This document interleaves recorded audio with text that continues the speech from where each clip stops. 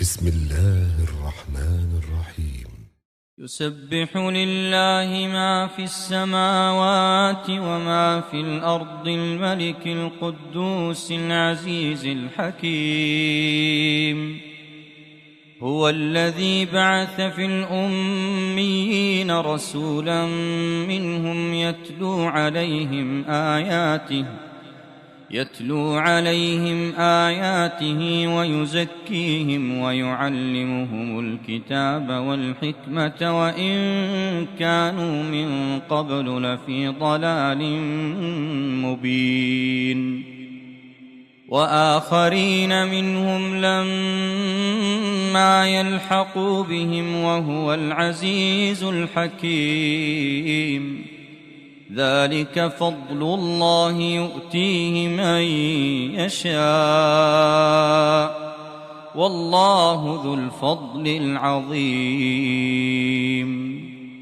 مثل الذين حملوا التوراة ثم لم يحملوها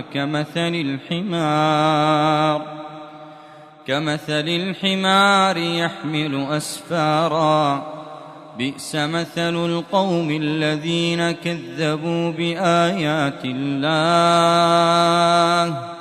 والله لا يهدي القوم الظالمين. قل يا أيها الذين هادوا إن زعمتم أنكم أولياء لله من دون الناس فتمنوا الموت إن كنتم صادقين ولا يتمنونه أبدا بما قدمت أيديهم والله عليم بالظالمين. قل إن الموت الذي تفرون